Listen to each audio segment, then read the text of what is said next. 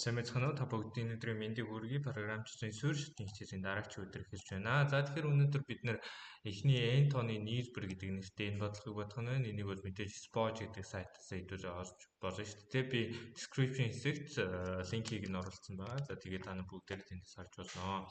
За тэгэхээр энэ бодлогыг яаж бодох юм бэ гэхээр хэдүүлээ нөгөө нэг одоогор сурч байгаа хэдүүлэнд нь if за loop байна те loop буюу давтал.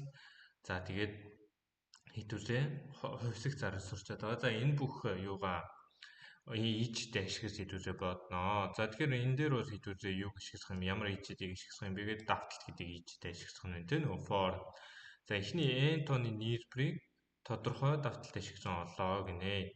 За тэгвэл int гэдэг тоо өгдөн. За тэндээс хэдүүлээ нэгээс n тооны нийлбэрийг нь авах нэ. За тэгэхээр 5 гэдэг тоо өгдөн одоо хэрэглэж бид нэр төгсөө гэж бодоход бидний програм юу хийх ёстой вэ гэхээр 1 2 3 4 5 гэд энэ нийлбэрүүдийг хэдүүлээ олох хэрэгтэй байна. За энэ нийлбэрүүд бол мэдээж 15 гэдэг тоо гарна тий. За тэгэхээр энэ нийлбэрийг яаж усах юм бэ гэвэл хэдүүлээ бодоод үзье.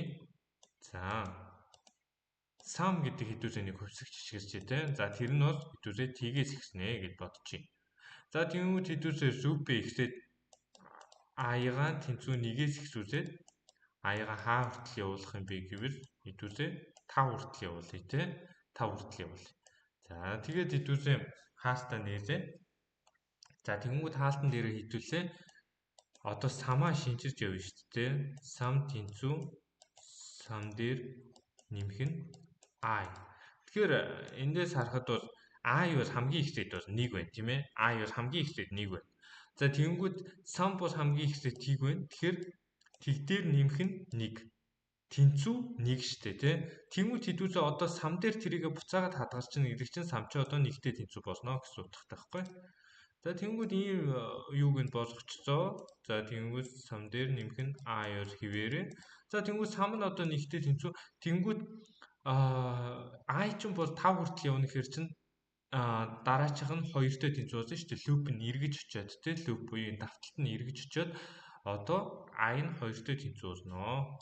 За тэнгүүд хэдүүлээ 1 дээр нэмэх нь 2 гээд 3, 3-ыгаа сам дээрээ эргээд хадгалж чинь. За тэгэхээр хэдүүлэнд нь 3 гэдэг хэдүүлээ самтай болоод авчнаа гэж хэдүүлээ ойлгож болох нь. За тэрний дараа loop дахиад эргэлээ i нь 3-тай тэнцүү боллоо. 3 дээр нэмэх нь 3 те сам нь 3-тай тэнцүү. 3 дээр нэмэх нь 3 тэнцүү 6 тийм ээ. 6-гаа сам дээрээ эргээгээд хадгалчихнаа. Ингээд хадгалчихна. За тэгэхээр хэдүүлээ одоо дахиад loop хэрэглээ i нь 4-тэй тэнцүү боллоо, сам нь 6-тай тэнцүү хооронд нэмэлт 10 бол сам дээр эргээд хадгалагдах тоо тийм ээ. За тэгээд дараа нь хамгийн сүүлчийн loop одоо хамгийн сүүлч удаа loop эргээд i нь 5-тай тэнцүү болно. Тэрний дараа самын 10-ыг нэмлээ хооронд нэмлээ 15 тийм сам тэнцүү 15. За тэгэхээр энэ 15-ыг хэдүүлээ хэвлээ гаргахад ерөнхийдөө хэдүүлэн бодлого болох нэ. За хэдүүлээ кодчилж үздэхээ. За код нь яаж өгдөх юм бэ гэхээр хэдүүлээ мэдээж ямар нэгэн тоог хэрэглэгчээс авах хэрэгтэй тийм. Ямар нэгэн тоог хэрэглэгчээс авна. За тэгэнгүүт хэдүүлэнгийнх нь дараачийн зорилго бол нэгээс тэр тоо хүртэлх тоонуудын нийлбэрийг нь олно тий. За тэгэхээр for loop-ийг хэдүүлээ бичиж i нь 1-ээс ихсэн. Тэгээ i нь 5 хүртэл явна. 5 нь бол орно шүү дээ тий. За 5 хүртэл явна гинэ. 5 гэдэг нөгөө жишээн дээр бүр юу очиж. За n хүртэл явна тий. n нь бол орно. Яагаад гэвэл за n-ийн оронд 5 байлаа гэж бодоход 1-ээс 5 хүртэл их тоо шүү дээ. Тэгэхээр 5 заавал өөрөө орох хэвээр. За тэгэнгүүт дараа нь хэдүүлээ сам дээр i-г нэмээд хэдүүлээ ингэ явна. За яагаад гэдгийг юун дээр бол тайлбарлсан. За тэгээд хэдүүлээ хэвлээ гаргачих болох нэ. За тэгээд 5-ыг өгсөө ажиллуулад үзлээ. Тэрэн нь 15 гэдэг хариу гарч ирж байна тий. За тийм учраас хэдүүлээ бодлогоо зүг боджээ. За хэдүүлээ одоо энийг Spoj дээр тавьж үзье. За Spoj дээр хэдүүлээ кодо тавьж үзье. За C++ 432 тийм ээ. За бодлогоо тавьж үзлээ.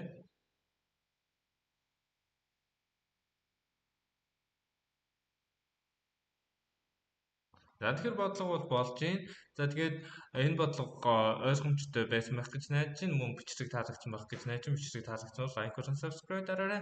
Мөн Spoj-ийн ихний хуудсын бодлогуудыг би энэ одоо програмчлалын суурьчээр дуусаад ихний хуудасны бодлогуудыг бүгдийг нь бодно.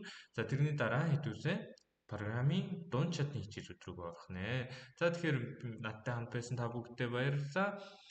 Асуух зүйл байгаа бол комент хэсэгт үлдээгээрэй.